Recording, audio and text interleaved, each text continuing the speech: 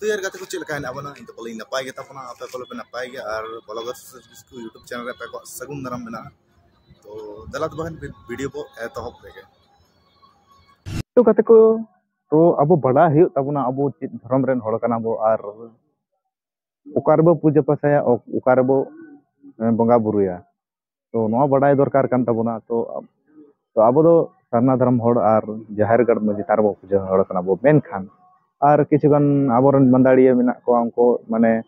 मंदाड़िया मेना को नचनी मेना को मेन खान उनको किछुगान पैसा लगित ते और माने एटा समाज सावता रे एनेज सेरिंग या को उना दो बाय भागी कना चिदा से उना दो एनेज उनको समाज रे सावता रे एनेज सेरिंग कते माने पुरम रस्का जोंगा तो उना दो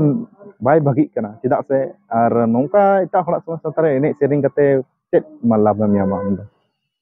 कड़ी बार पैसाम ᱧᱟᱢᱟ बार फुदे मिता में एनेज सेरिंग जगे में और नोआ गे ओई आबो समाज रे थेन खा दो माने भाले मेन के आबो समाज सावता रे कना मेन खान आबो सावता रे इनिया मेन खान एटा हड़ा समाज सावता रे जहां 21 तारीख ते कना एतवार हिलो तो इन बाजार से चलाव कान था आले माने जहां गिरिडीह ले बाजार तो उन हिलो ती नेल के को माने 21 तारीख ते कना हिलो तो उन दो पूरा को ची को मेना को सजाव का ते को और उन दो अयोध्या रे जहां राम मंदिर उद्घाटन ते कना उन रे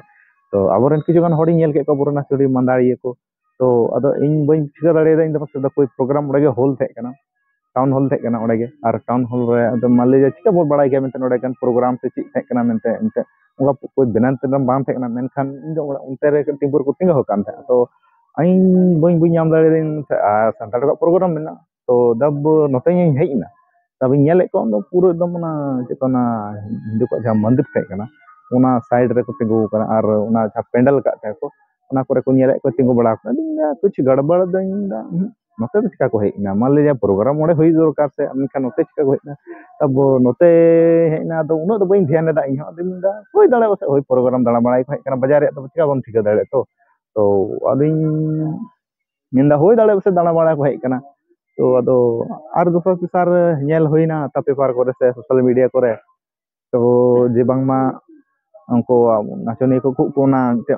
हेना ओडे जहां कना हंते हंते गाड़ी पासक कना चला कना तो मान ले जा ओडे रोड बेगारो कना तो ओंडे मंदिर ओडे गे तो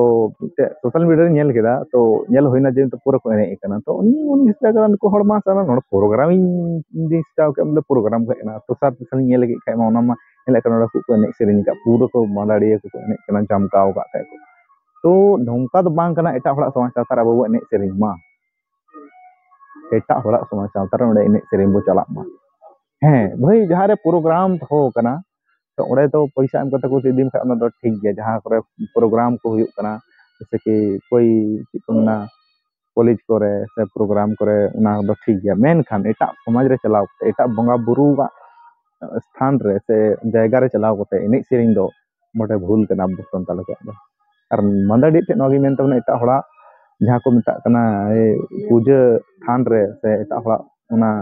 पूजा ये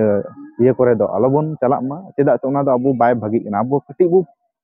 बुझे मा जे मेनते अबु का धर्म रन हड़ कना बो और बड़ाई गया भारत देश ना धर्म पे दिसम कान गया मेन कान अपना अपने धर्म को हटिंग कान कर अबु मिते धर्म ना तबना सरना धर्म तो ना अबु बड़ाई दरकार कना अबु ओका धर्म हड़ कना बार ओका धर्म ये रिन चला कना ची को मेना ओका लकन समाज साथा ठीक चला कना मंदाड़ी को नोआ गी मेन तबना कड़ी बुझे तबन पे नाचनी को उनका धौड़ी अलबन चला मा जहां जे मेनते मन एटा हड़ा उनका पूजा खाड़ थे पूजा धर्म स्थान थे जे मेनते ओले बन एने सेरी मा बांग नोआ को जिस तो बाय भागी कना तो इन से नोआ अगिन मेन तबना कटी बुझे तबन पे से आर हों इन लेकन को माने जे गे छोटा कटी मोटी यूट्यूबर हेना को से लटू यूट्यूबर हेना उनको को मेन का उनको माने उनको कथा को दहो का जे तालबन चला मा उनको एटा समाज सावता रे ये से दो माने पूजा स्थान से दो हे आम मेन दाड़े अडी सरहाव गे तापिया मा नोआ माने अडी अडी सरहाव पे नोआ पे कमी नोआ दो मेन दाड़े या मेन खान आर आम ओले चलाव कते एने सेरिंग से रस्का रमजाम उना दो बाय भागी कना तो नोंका कटी अलबे माने अलबन कटी बन बड़ाई ᱧᱚᱜ मा बखाय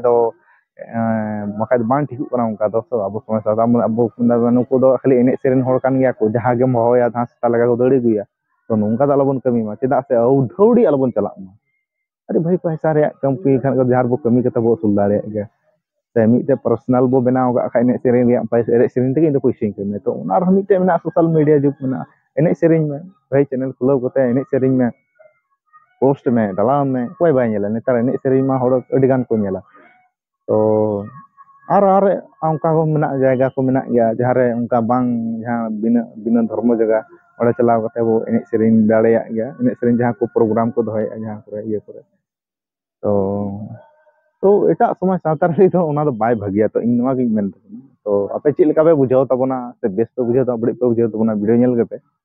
तो ओना दो बई मेन दाड़े तो कटिक दो नवा को तो बुझाव दरकार कान गया चेदा से बाबू बुझाव खाय दो कोई बुझाव अब सांतार जदि बाबू बुझाव तो दिको बुझाव दिको तो चे बुझाव उनी दा इदी में एने सेरें के में आया खान रे आया धर्म जायगा रे तो ना तो बाय गानो कना भाई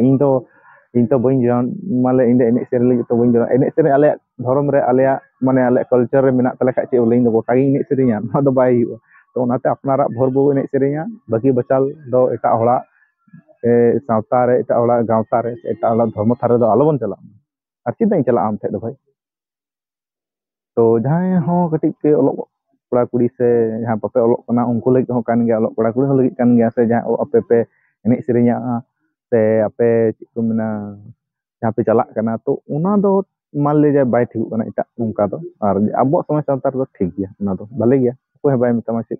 और एटा हो ठा जायगा रे दम दम चला कना उना दो बाय ठीक कना तो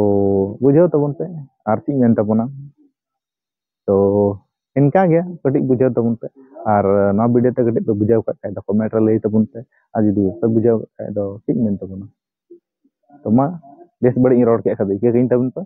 और मा थे वीडियो नौका नेक्स्ट वीडियो को जपाम कना जतो को जोहार।